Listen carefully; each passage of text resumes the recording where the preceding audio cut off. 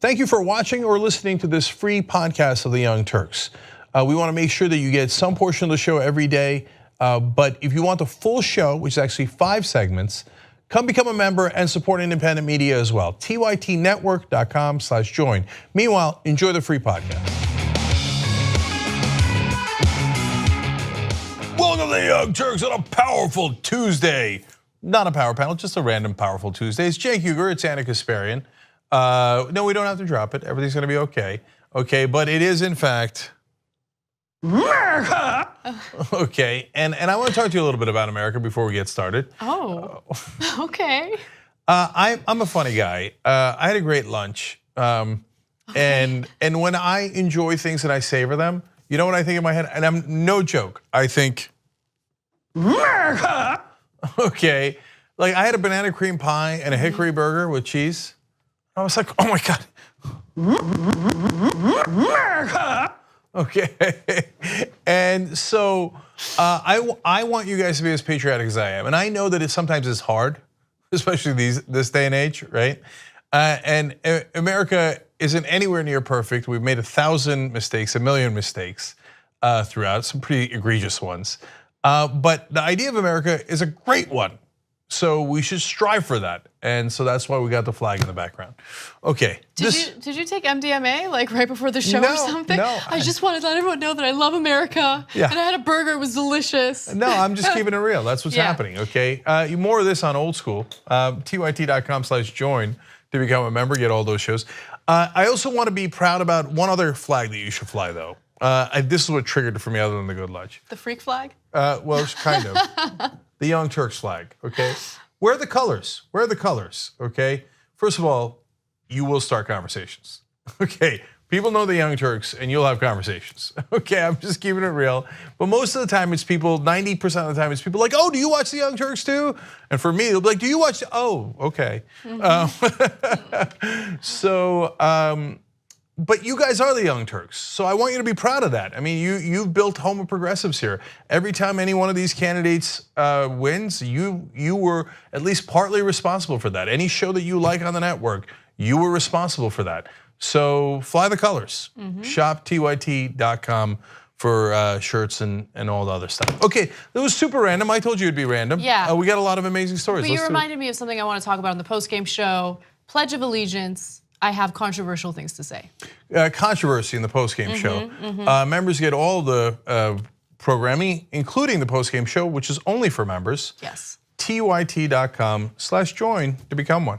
All right, what's next? All right, we begin with a devastating story.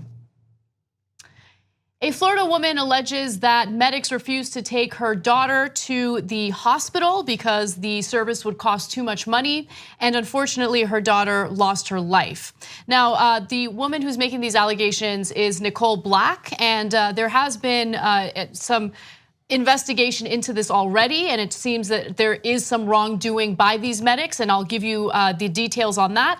But first, let me give you the whole story. So Nicole Black alleges that her granddaughter gave her a call and said that she was worried about her mom. Her mom had become very sick. Her mom happens to be Black's daughter. So she lives nearby. She runs over to her daughter's home and finds that her daughter is extremely sick. She's bended over toward a toilet. Her lips are swollen. So she immediately calls 911. So since she lived a couple doors down, she immediately ran down to her daughter's. There she found Crystal Galloway, that's the name of her daughter, slumped over the bathroom with her lips swollen, drooling from the mouth.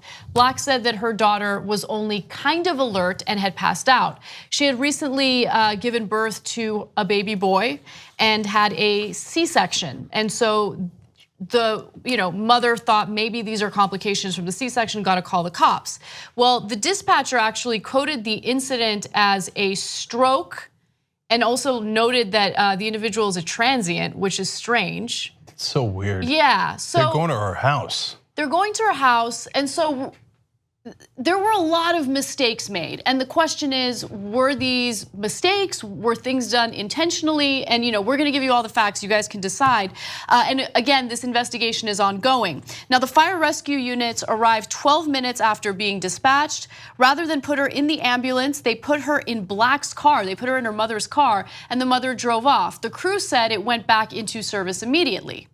So the whole conversation, according to Nicole Black, as the EMS drivers put my child in my car, was what was best because we couldn't afford an ambulance. That's what she says the people who arrived told her. Yeah. Hey, don't worry, just take her in your car. You won't be able to afford the ambulance because it's $600. It's $600. Now, the story gets worse. CNN spoke to Black, and here's what she said about the whole ordeal. They didn't take any vitals. They didn't take any blood pressure. They didn't check her temperature. The whole conversation as the EMS drivers put my child in my car this was what was best for us because we couldn't afford an ambulance. This is the woman's mom that you're hearing from, Nicole Black. She said she called 911 for her daughter, and that's the picture that you see here. Her daughter had just recently given birth via C-section. Well, Galloway was hospitalized, but fell into a coma and eventually passed away.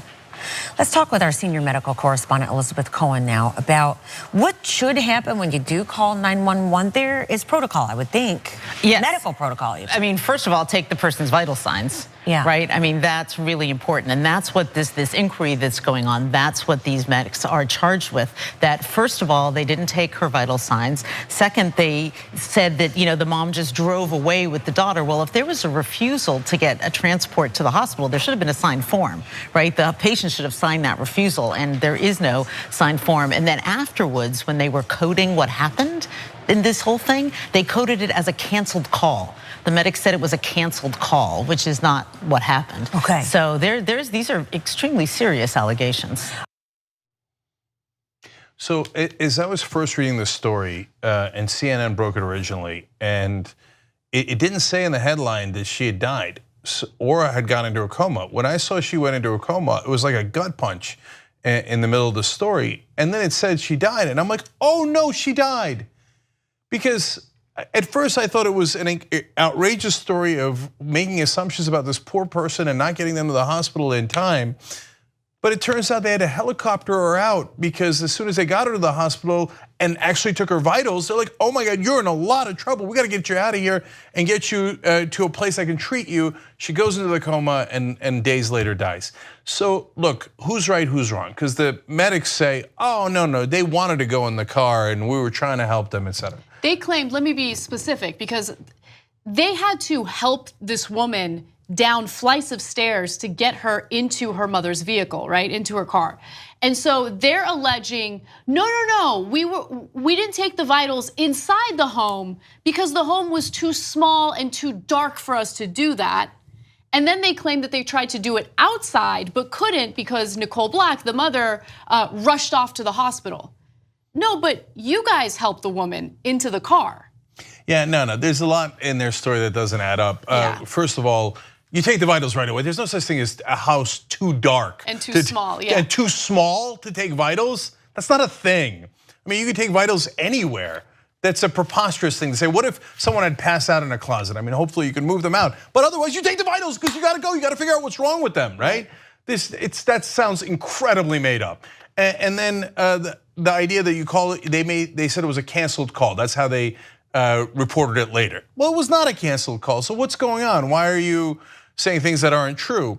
And then Hillsborough County Administrator Mike Merrill did a press conference, and he is very skeptical about the EMS version of the story.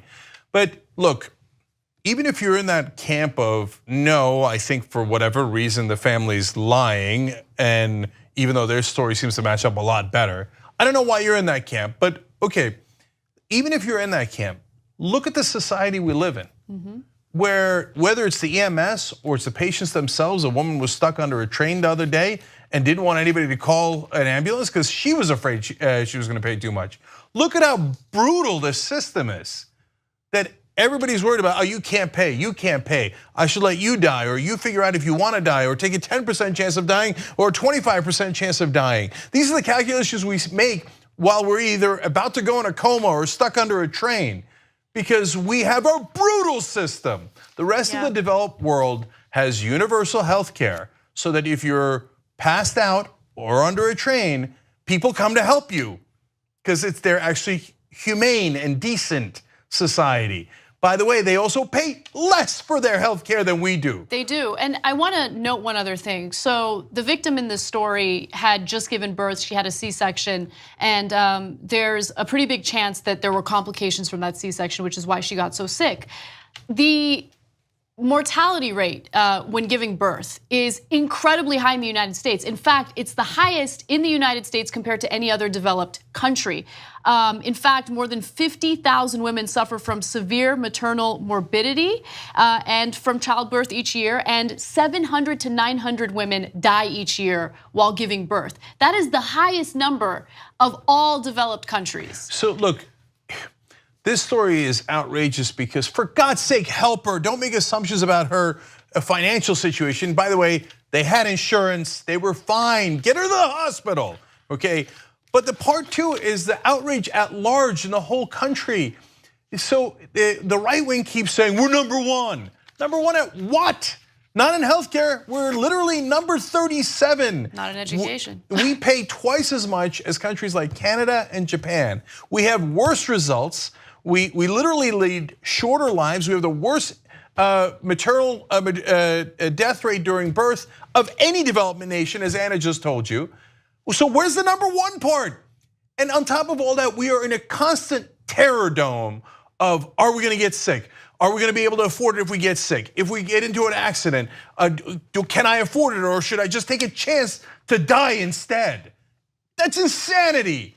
And all this for what? Because we wanna pay less? No, we pay more. We pay more. It makes no sense at all. So who makes all the money? The middlemen.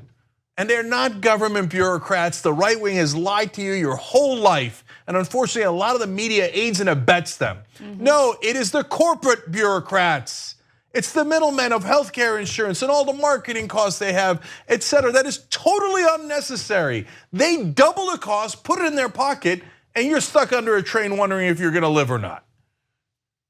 Well, I feel like the arguments in favor of a Medicare for all system or universal health care, those arguments fall short. And a perfect example of that is the next story that we're about to do. So let's get right to it. A Koch-backed organization commissioned a study to try to prove that a Medicare for all system here in the United States, a proposal that Bernie Sanders has championed, would be a complete and utter disaster when it comes to our economy, and that it would just simply cost too much. The only problem is the findings of the study actually indicate that the United States would save a lot more money if we had a Medicare for all system. In fact, we would save about $2 trillion over 10 years if we shifted from the current system we have now to a Medicare for all system. So Bernie Sanders responded to this, and before I get into all the numbers and the specifics of the study, this will give you an idea of how complementary this is toward Bernie's proposal. Take a look. Let me thank the Koch brothers, of all people, for sponsoring a study that shows that Medicare for all would save the American people $2 trillion over a 10-year period. A Medicare for all healthcare system would save the average family significant sums of money. It will do that by substantially reducing the administrative costs now taking place as a result of the billing, bureaucracy, and insatiable greed within the insurance industry. Here is the bottom line. If every major country on earth can guarantee healthcare to all and achieve better healthcare outcomes while spending substantially less per capita than we do, please do not tell me that the United States of America cannot do the same. So I want to give context here. Every study that has looked at Medicare for all has shown that it saves money, doesn't cost money. So every time you see both bad actors and good willing people with good intent ask the question of, but is it practical? Understand that the question is completely wrong.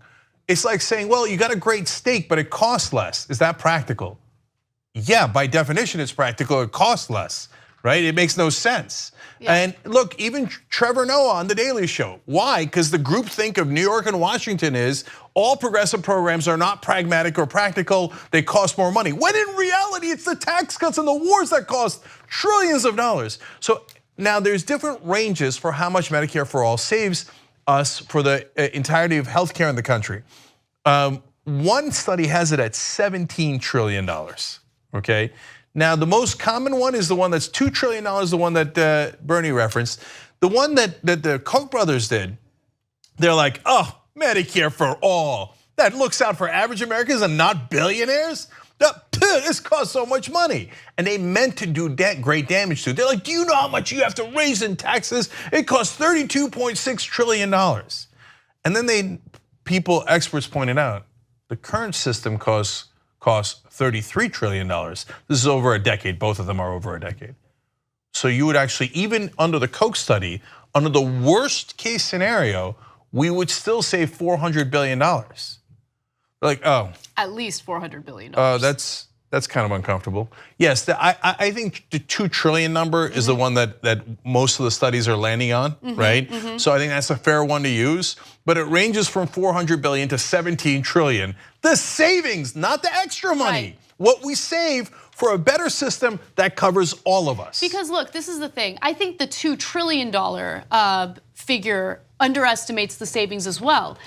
And I'll give you the exact reason why I think that. So look at how healthcare is handled in Cuba. Now, I'm not saying that Cuba's perfect. However, Cuba doesn't have the resources to effectively treat people who have illnesses that have progressed, right? So as a result, Cuba has the best preventative health care of any country. I mean, it's incredible. Like, doctors go door to door and ensure that people are getting the preventative health care necessary to ensure that they don't get sick to the point where they can't help them. Now, with that said, if you have a Medicare for all system, what are people likely gonna do? They're gonna go to the doctor for preventative health care. People don't go to the doctor for preventative health care because they gotta deal with the copay, they gotta deal with deductibles if the doctor discovers that there's something wrong with them and they need treatment for something. I mean, people are afraid to go to the doctor and get their annual checkups in the country. So if we had a system where that fear ceases to exist, I think people are gonna go to the doctor and make sure that they're getting the health care they need so they don't get so sick to the point where they're being sent to emergency rooms and things like that. So now, I know what the right wing say, oh, you guys want us to be like Cuba? No, I don't. No, the whole point is that even in a country where so many things have gone wrong, that is really, really poor and that is in otherwise disastrous shape like Cuba, even their healthcare is better than our healthcare. I mean, that is mind-blowing because almost everyone's healthcare is better than our healthcare. And for what? And you think, well, Cenk, Anna, you guys can't be right. How could we save money and it covers everyone and it's better healthcare and it gets better results all across the world? Something's not adding up here. So what's the catch? Well, the catch is our system is more corrupt than other systems. We allow for legalized bribery of our politicians. So what do all the healthcare companies do? Most of all, insurance companies, because they would literally go out of business. So they spend tens of millions, overall up to billions of dollars when you combine the whole healthcare industry, just literally bribing politicians. Now it's legal in this country, and I know if you don't live in America, that seems amazing. No, you can't just give money to politicians. Yes, in our country, you can just give millions of dollars to politicians, and that's not called a bribe. That's called a campaign contribution or an independent expenditure. So they bribe all of our politicians to maintain their profit at our expense, sometimes at the expense of our lives. Yes, and that includes pharmaceutical drugs that cost way more here in the United States compared to other countries like Canada. And also, look, and people get on me when I mention this, but it's the truth. It's happening left and right. We all know it, right? The system that we currently have also leaves a lot of room for abuse. So to give you an example, a family member got an MRI. And then we got billed because we didn't realize that this doctor wasn't in network for $12,000. $12,000 for an MRI? Come on, no, come on. It's total nonsense. It's highway robbery. Look, I'll give you the last example here. And this Medicare for all debate is settled. If you actually care about policy, you care about the average American, there is now no debate left. It costs less. It covers everyone. You know that 15.5% of the country is totally uncovered. If they get sick, they're screwed. They either die or they go bankrupt, or both. They die and their family goes bankrupt. It's madness. It's the terror dome we live in. Okay, now in terms of the example I was going to give you, the drug companies, which are the #1 donors to politicians in America, even more than the oil companies, more than the banks, they drive more corruption than everything else. They made Bush Obama and Trump, all of them, oh, I'm not gonna do it, I'm not gonna do it, I'm not gonna let them get away with it. Obama even did an ad about it, so did Donald Trump. They get into office, they're like, oh right, you guys bribed me more than anyone else does. So just kidding.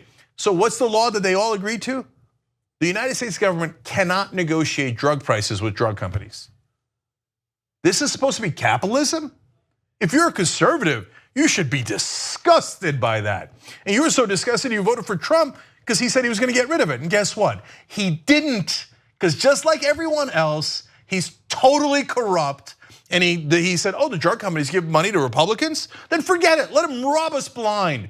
We're not even allowed to negotiate. You just charge us whatever the hell you like. That's why Americans pay so much more for their drugs than any other country, because they bribed our politicians. The corruption is record-breaking.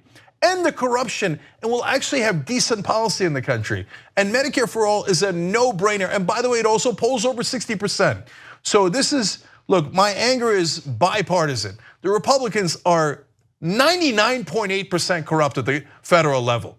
None of them serve you. If you're under that delusion, you're just not accurate. It's just not true. They're the party built on donor money, okay?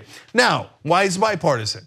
Yes, maybe 20% of Democrats are not hooked on the donor money. That sounds like a high number. Yeah, it does.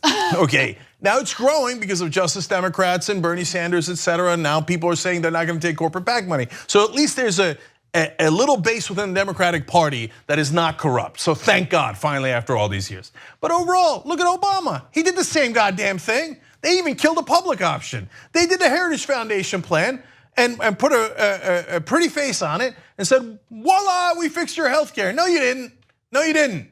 And the Democrats play along with the same exact donors, and they've also agreed to this system where we all get crushed. I'm sick of it. And by the way, the Democratic Party fights to keep money in politics harder than the Republican Party does. I know that because I founded Wolfpack. At the state level, no one fights harder for the corruption than the Democratic Party does. Nancy Pelosi, so-called progressive groups like Common Cause, and all those Washington groups, they're like, do not do change. Don't do a convention. That would actually bring change. That might give us amendments. No, we maintain the corrupt system. That's what the Democratic establishment is. That's what the Republican establishment is. So politically, we have to steamroll them. We have to do whatever we can to crush them and move on. Politically, we fight legally, we fight politically, we fight constitutionally, and we're gonna win if we, you know why? Because literally it's a matter of life and death. We know what the right policy is, but, and last thing, Democrats, you go Medicare for all. It's a no-brainer, and it's supposed to be a progressive position. The overwhelming majority of Democrats are still like, oh, that's impractical. That's a Republican talking point. Why are you saying that? It's because you're corrupt. You take donor money. Anyone who's not for Medicare for all, who's a Democrat, flat out corrupt, period.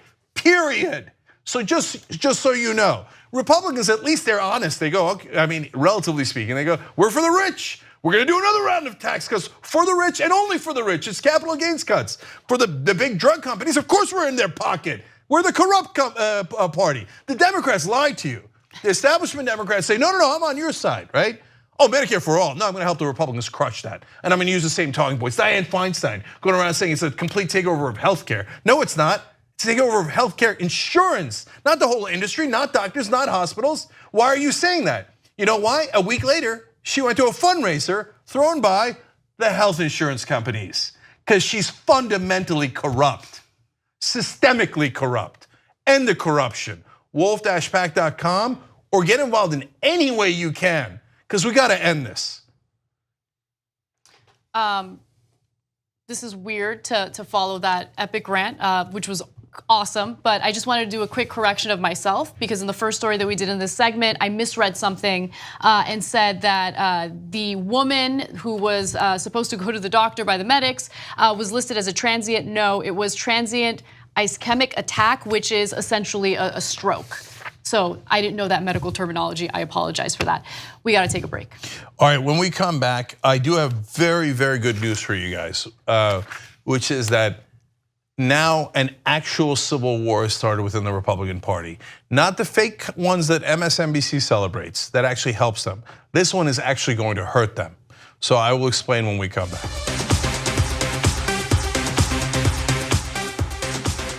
All right, back on the Young Turks, Cenk and Anna with you guys. Let me read 2 tweets first. Melly Bitch writes in, my mom passed away in 2010. I don't think it would have helped, but I didn't call 911 at first because I knew she would be upset about a large bill. Oh my gosh. I knew she couldn't afford. It probably wouldn't have helped, but now I'll always wonder. And went on to say in another tweet, I'll fight to the death for Medicare for all because no one should feel the way that I do. My mom was my best friend and I still miss her every day. We live in a brutal country, man. I mean, I did a little ode to America in the beginning, but that's the idea of America. We must fix it. We must fix it. Okay, so whatever it is, Justice Democrats, Wolfpack, get involved. I swear to God, we can make a difference. Look at what happened with Alexandria Ocasio-Cortez. And by the way, happy to announce she will be on the Power Panel on Friday. So she's gonna be here, she's gonna do the first hour with us. We can make change happen. We've done it together before, let's do it again, okay? By the way, another so-called progressive group, Emily's List, now put in $634,000 to defeat Brent Welder. Are you serious? Because he's too liberal for Kansas. They're bragging about how the person they're supporting was a fellow in the Obama White House. The part they left out was she was also a fellow in the Trump White House, and she stayed in the Trump White House and did not leave. They're spending $634,000 to defeat a progressive in Kansas so that someone who served in the Trump White House can get that seat. Insane. By the way, they got a new website, winwithwelder.com. Go to winwithwelder.com, go to tytkansas.com, go to whatever you want, but make sure you help Brent win. If those fake progressives take that seat by just buying it like that, it'll drive me crazy. It's gonna be a crime if that happens. All right, anyway, look, I'll do a fun tweet for you guys. Six Serene Puppet says, I prefer countries that weren't captured by corporate insurance interests, and we all do. Go to the YouTube super chat. Chip Walter says, always take the ambulance. If you have no insurance money, it will trigger the hospital to seek to put you on Medicaid, which might help you, right? Julie Risto and Kamali Rose corrected us on the transient ischemic attack, but thank you guys. Anna did correct that in the last segment. Hugh Edwards says, Jesus was homeless. True. Last 2 YouTube super chats here. Drew Wilson says, miss watching your show. It's tough being a progressive in the military. We actually have a lot of people who watch us in the military. Spread the word. Spread the word in the military too. You'd be surprised how many people agree with us, especially once they start watching the show. And then the last one is G Love says, Cenk and Anna hit. Did you know that Cuba has lung cancer vaccine? It's true, look it up. And I agree with you too on Clinton and Obama. All right, well, thank you guys. We appreciate all that. All right, what's the next story, Anna? All right. The Koch brothers have made it abundantly clear that they will no longer support members of the GOP who they feel are not living up to the Koch brothers' expectations. Now, these are Republicans. They have been supportive of the very tax cuts that the Koch brothers and their supporters have been calling for. But apparently there are other issues that these donors are looking for these Republicans to take care of, including tariffs. They hate the fact that Donald Trump has engaged in this trade war. So as a result, during their Colorado Springs get-together, which they do every year, here's what they had to say. They're saying that Representative Kevin Cramer from North Dakota doesn't do enough to further the Koch's policy issues to warrant their help. Okay, so to give you some more details on that, apparently this network is also currently not supporting Senate candidates in 2 other key states, Indiana and Nevada. I'll get to them in just a second.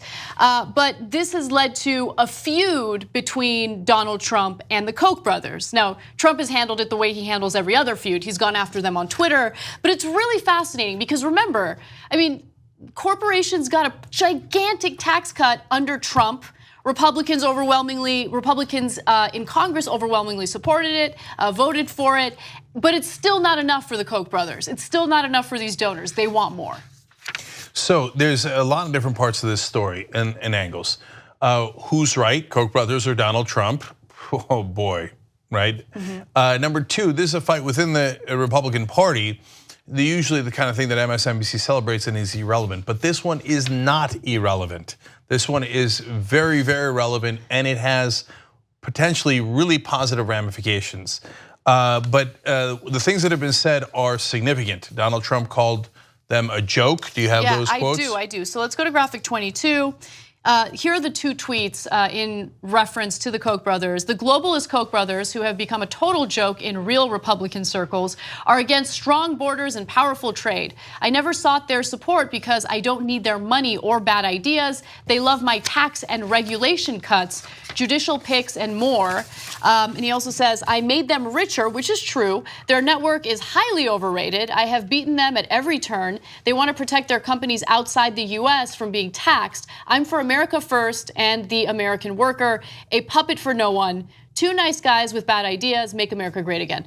So there's a lot to break down there, because while I actually agree with Trump on the whole issue of sending their jobs abroad or not wanting to be taxed, offshore tax havens, like all of that stuff is true. And Koch brothers want to maintain those benefits. But Trump took advantage of that as well. Like, Trump is lying to the American people when he pretends as if he's not also benefiting from that. Ivanka Trump, up until just recently, was benefiting from that by shipping jobs to other countries rather than manufacturing clothing for her line here in the United States. So first, let me do a breakdown of how different media handles this, right? Fox News looks at this, who's right, Trump or the Koch brothers? They say both, right? Because that's their bread and butter. Those are guys they've supported their whole lives, right? So CNN looks at it and goes, I can't tell. He said, she said. I'm not gonna tell. I can't tell, yeah. Right? MSNBC looks at it and says, Koch brothers. Morning Joe loves the Koch brothers, fawns over them. Joe and Mika go to Koch brothers get-togethers and retreats and come back. And all the establishment people on MSNBC say Donald Trump is wrong and the Koch brothers are wonderful Americans, okay? So I don't agree with any of that. So what's the TYT stance? First of all, they're both wrong. Okay, so that's no other network will tell you that. They pick sides or like CNN refuse to pick sides even though things are obvious, right? And then the second part is more important, which is, well, it depends. What conversation are we having? Why are we against Trump? Why are we against the Koch brothers? Based on substance. So the Koch brothers professionally bribe almost all the Republican Party. Sometimes some Democrats are corrupt enough that they might bribe Hyde camp. Some Democrats as well. But overall, they're in the business of bribing Republicans. So they're wrong in the corruption that they do, and they say that they do it for libertarian principles. Hilarious. No, every one of their positions lines up with their business interests. So on that, Trump is correct. They don't like the tariffs because they have companies that make things abroad, and they don't want that. They do want open borders when it comes to trade. By the way, the Koch brothers are right that the tariffs are not going to help the economy. Right. So it depends. What are we talking about? What are the facts, right? Overall, when you weigh all the different things that they're right and wrong about in this particular case, in this story, Trump is more right than the Koch brothers are. Fascinating. Yes. Yeah, and by the way, I just want to add one more facet to this story that I think is important. Look, the reason why Trump is, boastful about this on Twitter and doesn't seem to be afraid of the loss of donor money, especially when, the blue wave is coming in the midterms, I think is because the Republicans who refuse to speak out against the trade war understand that they have a political price to pay if they go against Trump. Because remember, Trump's base is still very loyal to them. Yeah. And so that's why they're choosing sides with Trump versus the Koch brothers. What's the point in bringing in Koch brother money or their campaign donations if voters are going to reject them for going after Trump? So look, I know what Trump is doing, and he's not really thinking it through because he's not bright enough, but it's in his nature, right? He's accumulating power in just one person, which is what fascists do.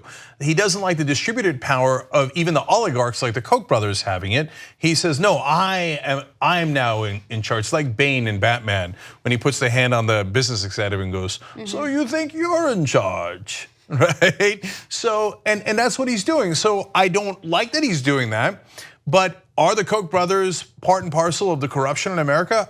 Absolutely. He's totally right about that. But I did not get excited by that. Why?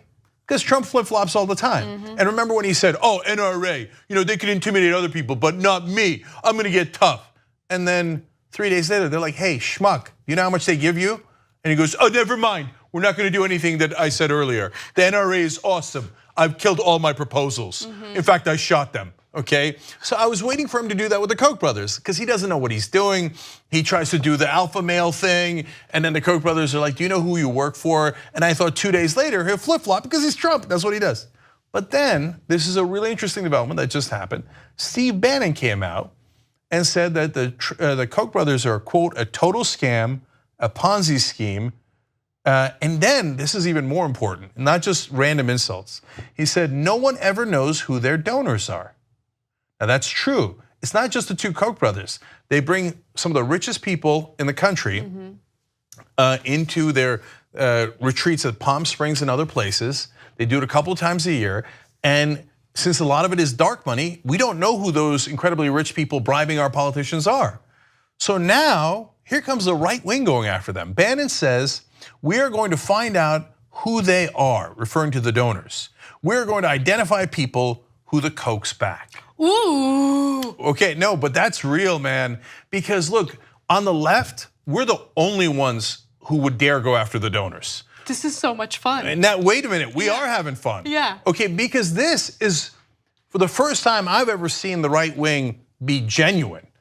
Because most of the time, 98% of the time, whether they're politicians or they're pundits or they're in the media, all they do is take donor money, billionaire money, and do whatever they tell them to do. They're all puppets. But this is not what a puppet does. I'm being fair, credit where credit is due. And the right wing's way more vicious. Oh, I'm so excited. So when we target the donors, we're the only ones, right, on the left. Everybody else on the left is like, oh, not the donors, our beloved donors. The so-called progressive groups in Washington are totally in bed with the donors. Damn. So, but they're never gonna touch them.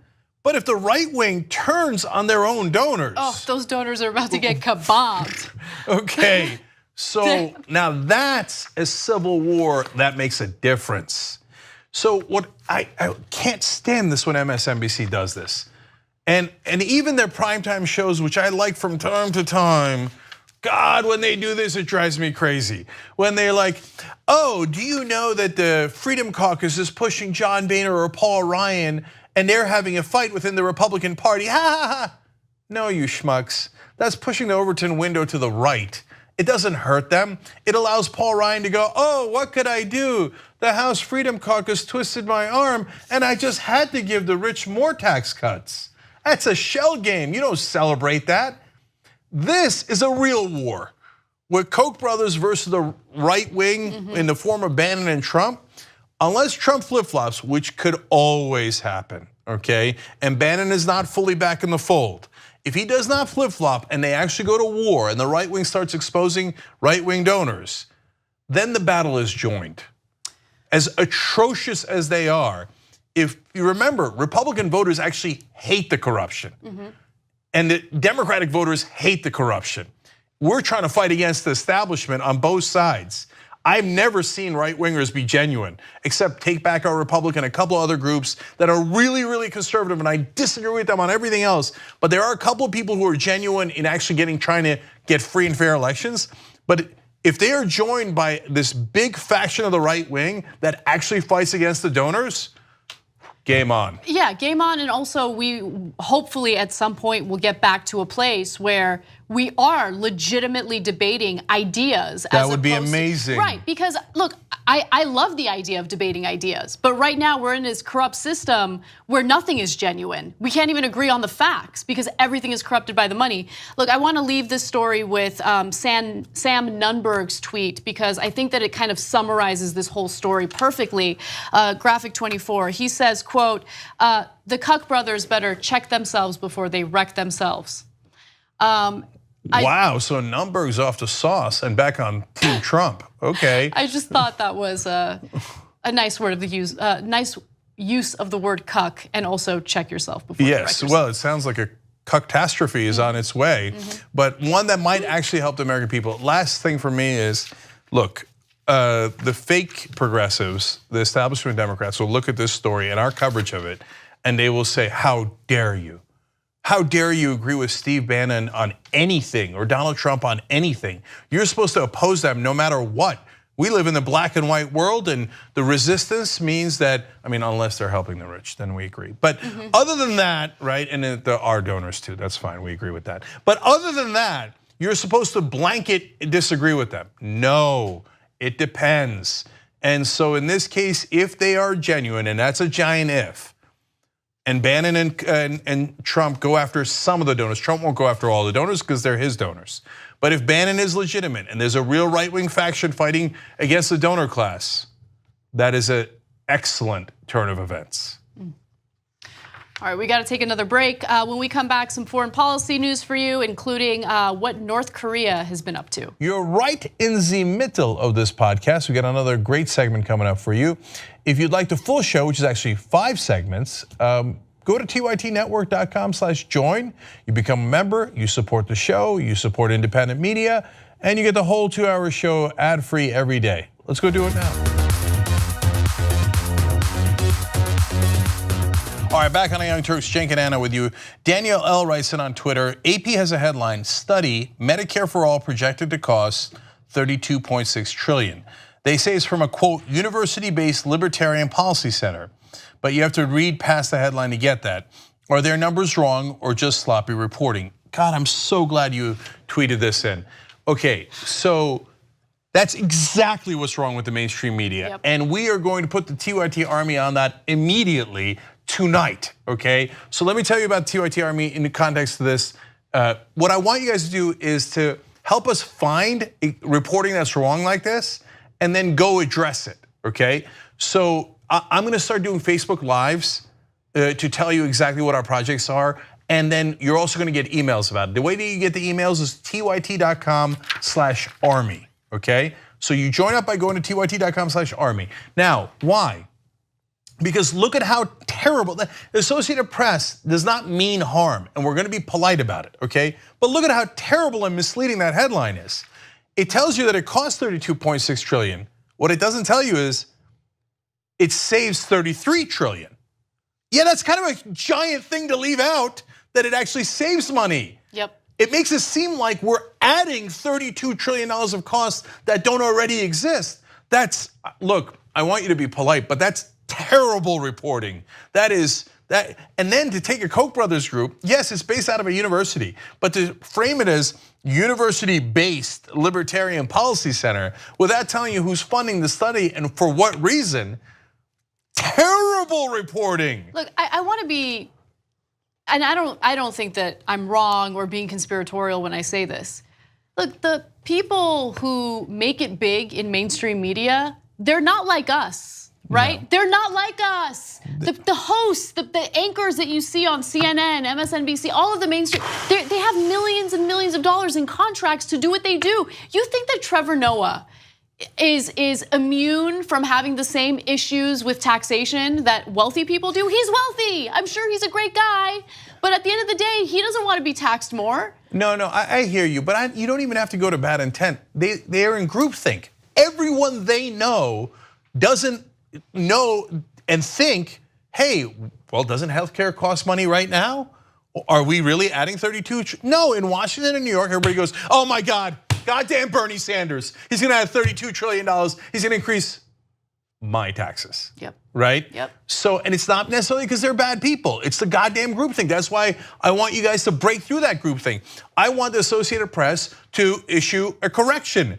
Sorry, wrong title. Should have said it saves $2 trillion. And in this day and age, the headline matters just as much, if not more, than the body of the article. Because people look, just read the headline and they make their decisions based on that alone. And I'll read the story. I'm getting this from a tweet, obviously. But look, that is what I want you guys to do, because we can't do everything here. And we're not the Young Turks. You're the Young Turks, right? So I join the army and be part of the guys who find the bad articles. And then, because you guys can be the research team and then you could be the action team, etc. Together we can make a difference. So already there's been projects about the New York Times, CNN, etc. We can do this one too. Okay, so let me keep going though. There's too many things here. I just gotta say, I'll just do two from YouTube Super Chat. Moonsun for Life says, greetings from a proud TYT insider from Canada. You guys are awesome. Keep up the great work. Thank you, appreciate it. Asking you if it's okay to support us from Canada. Yes, yes. You can't support politicians, but you can support TYT from anywhere, okay? Home of progressives, you like what we're doing. You gotta be part of the team here because we can't do it without you guys. TYT.com/join to become a member. Last one, Kellen Whitaker writes in, just gave to Ballin' B Dubs campaign and ready to rep the KSO3, Kansas 3rd District. Together we will enlarge the caucus, okay? So B Dubs as in Welder, Brent Welder's campaign. That's TYTKansas.com.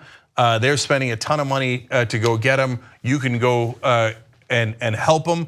And I want to give you one last website. Don't forget, we're in Kansas, we're also in Hawaii. The establishment is trying to destroy Kanyela Ng. And almost all of them, the Democrats in that race are blue dogs or lobbyists. One is a lobbyist for the private prison industry. Come on. So in that case, we already raised enough money. But if you want to help more, great. But what we need is volunteers to call. If you make the calls into the district, you can win. That's the Ocasio-Cortez model. So AllisonHartson.com/now, okay? That's Allison's team that she took to Ocasio-Cortez. She's now taking to Kanyela Ng. That's the heart of the volunteers. AllisonHartson.com/now. Please get involved. All right, what's next, Anna? All right.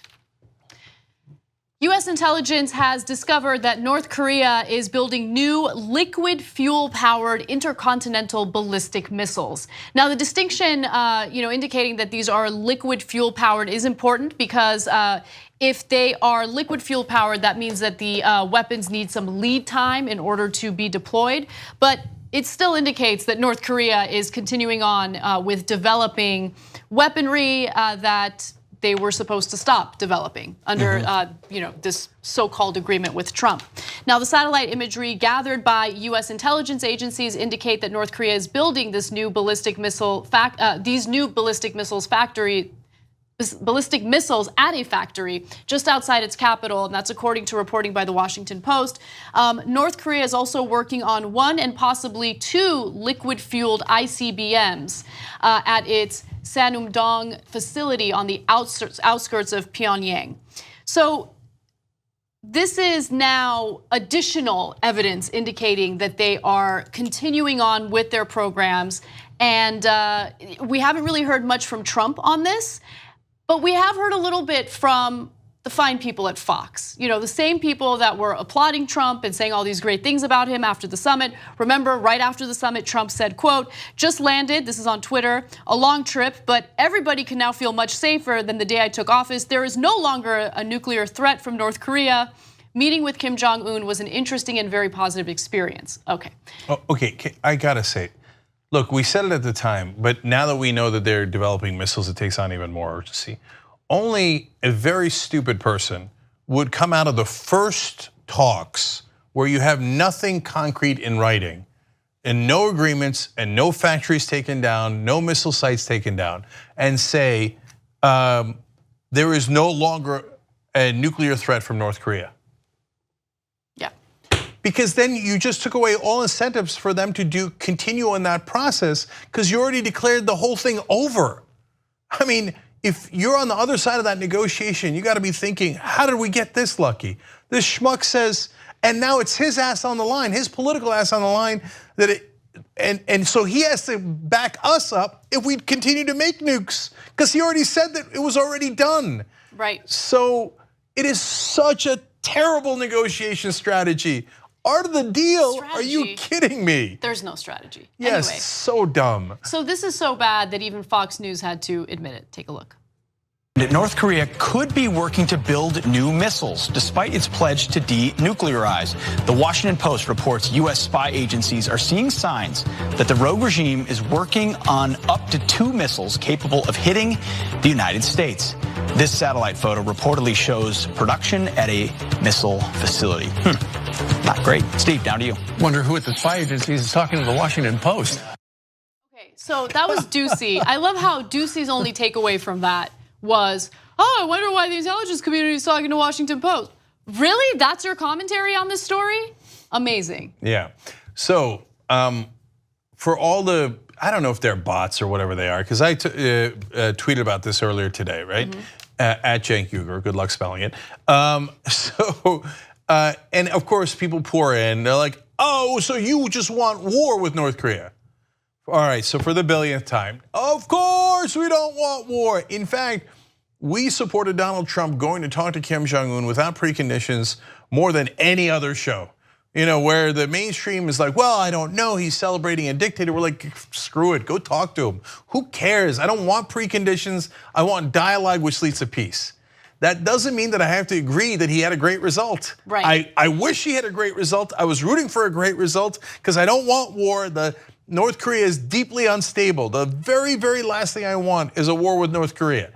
But you can't come out of the negotiations and say, I did it, yeah, when you didn't do a goddamn thing. That makes war more likely, not less likely, because now Fox News is even embarrassing you. So now God knows what the orange buffoon is gonna do in retaliation. No, that's why you should be careful and actually use diplomats who are smart, unlike your dumbass. All right, moving on to other news. Donald Trump indicated that he would be in favor of having talks with Iran with no conditions set ahead of time. Well, Fox and Friends seems to be very supportive of this, even though they were not supportive of Obama when he had said the same thing back in 2008. Now, let's hear from Fox and what they think about having a conversation with Iran. I believe in meeting. I would certainly meet with Iran if they wanted to meet. I don't know that they're ready yet. They're having a hard time right now. He said that Russia, China, North Korea, and Iran were the main threats to US security, those four nations. So let's think, all right, Russia, he's met with Putin. China, he's met with Xi. North Korea, he's met with Kim Jong-un. And now the last one is Iran. What's he going to do with that? Keep in mind, there were some fiery tweets last week, just as there were last year with Little Rocket Man. Yes, I mean, the big difference between those four countries is Iran is a regime run by radical Islamists. I think he's been successful meeting with people. You got to go in clear-eyed with someone like the folks in Iran. They are visceral and cultural enemies. They hate Israel. They want to wipe it off the map. It's a whole nother league, are the Iranians. You'd have to go in tough. You have to go in tough. But if you want change, sitting down with them might be the way to do it. How have Trump's talks with other adversaries gone well, right? So, he met with Russia. Did that go well? Did you think that went well? Really? Oh, we talked to Kim Jong-un. Did that go well? I mean, there's now more evidence indicating that they've continued on with their nuclear weapons development. Like, what went well? Can you give me an example of how those talks went well? Yeah, so before we go on to their hypocrisy, I got to make a couple of notes on that clip too. But you got to go in tough. Really, like you did with Putin? Come on, even you don't think that, right? And Pete Hegseth with, but Iran is different. Iran is different. Why is it different? He said they are visceral and cultural enemies. What does that mean, cultural enemy? What does that mean? So, how is anyone a cultural enemy? What is the definition of a cultural enemy? And he said, unlike the others, they're radical Islamists. But wait a minute, the North Koreans are the most radical people on the planet. So what are you saying? I know what you're saying. You're not worried about the radical. You're saying Islam, cultural enemy. Now remember, we hate Muslims, so we have to treat them differently, even though North Korea is running concentration camps. Like Iran, the mullahs running Iran is a disaster. I don't want them to run Iran. I want Iran to be a free country, okay? But is Iran in better shape than North Korea? It's not even close. Iran is in way better shape than North Korea. North Korea is a terror state. I mean, they live in a state of terror. They also support terrorism across the world. So the only reason you would think that Iran is worse than North Korea is if you're a bigot like Pete Hegseth and say that they are a cultural enemy. No, flat out bigot. If he said it about Jews, he'd be run out of town, and he should be. He says it about Muslims, everybody moves out like, oh, it's no big deal. Yeah, of course. Well, of course we hate Muslims. It's just, but they're different. They're different. Really, Pete, how are they different? So, as you can tell, they're in favor of Trump having talks with Iran. And by the way, just to clarify, I would also be supportive of Trump having a dialogue with Iran rather than, going to war with them or, basically making the situation worse than it already is. Well, Fox just historically has not been in favor of American leaders, American politicians having open dialogue with the Iranians. So I'll give you an example, and this is video showing their take on it since the 1980s. Mullahs, he'll talk to the mullahs of Iran, the new president of Iran, but you want to jump in, go ahead. Wouldn't you? Right. No, not really. When you hear the president, when you hear Ms. Pelosi talking, is she talking about the Iranians? Is she talking about the Syrians? Is she talking about Mr. Putin? No, they're talking about the Republicans. The president says he doesn't need to talk to anybody. He'll talk to Iran and Syria and Vladimir Putin. President says, I'm going to negotiate with a murderous anti-Semite a group in Iran on a nuclear policy that they've waged throughout his entire presidency. They're on the brink of having a nuclear weapon in Iran, and says, well, he has sent out some nice Rosh Hashanah tweets after a history of anti-Semitism. The president's posture has been not even to talk to you guys. He has time for the mullahs, though, in Iran.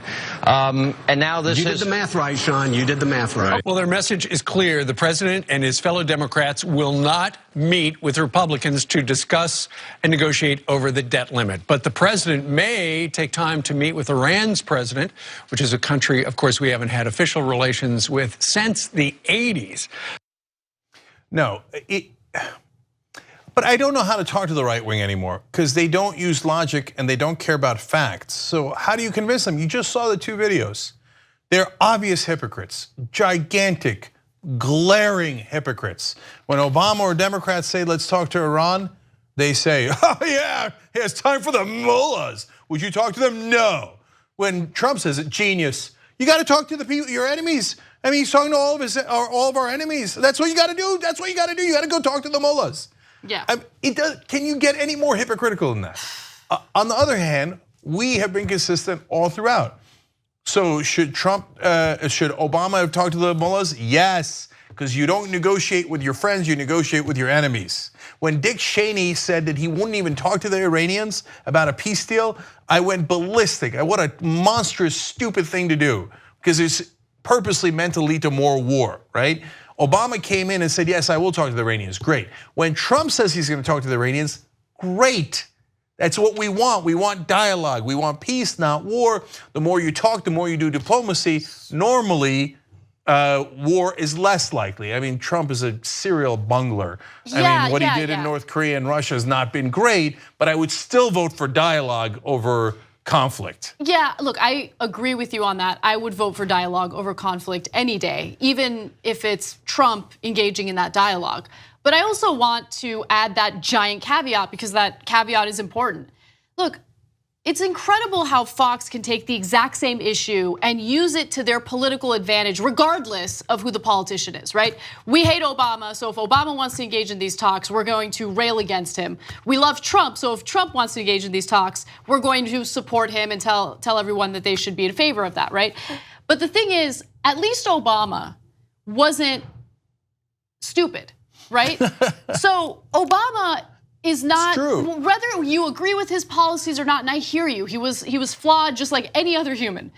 You have to at least acknowledge that he wasn't an idiot and he wasn't easily manipulated by other world leaders. Someone like Trump is so easily manipulated, and if he's not being manipulated, he's incredibly thin-skinned and offended immediately at something nonsensical. So yes, we should have diplomatic talks, but I do, I am skeptical of what will come out of those talks, considering the person who would engage in them.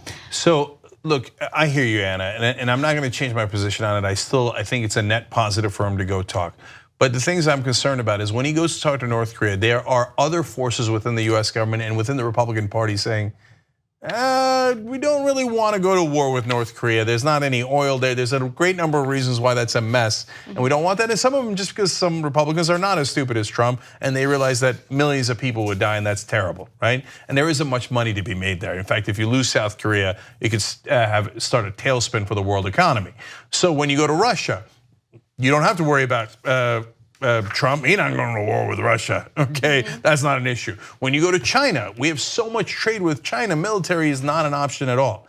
When Trump goes to Iran, almost all of his advisors will be like, go get him, show him how tough you are. Yeah, push him, push him, push him. Oh, you got to push the Ayatollah around and insult him and spit on him and do whatever you need to, because Bolton wants to go to war. He's national security advisor. A lot of the establishment wants to go to war. The neocons want to go to war. And so you're gonna send a guy who doesn't know what he's doing, backed up by a lot of warmongers, into that kind of a situation. I hear you that it is precarious, but still a little better than not talking to them and just going straight to conflict, that seems to be their plan A right now. Yeah, it's terrifying. All right, let's take a break. When we come back, what Trump thinks about collusion. Is it legal? Is it illegal? He is a hot mess. He did it. It's so obvious. When we come back, it'll be even more obvious. And I'll tell you an amazing interactions I've had with people who still don't believe. All right, we'll be right back. Thanks for watching or listening to this free version of the Young Turks podcast. You know that the full show is at tytnetwork.com/join. If you become a member, you get the full show ad-free. We love you for watching or listening either way. There's gonna be a new free podcast tomorrow. You can keep on doing that. But if you wanna get the full show ad-free, tytnetwork.com/join.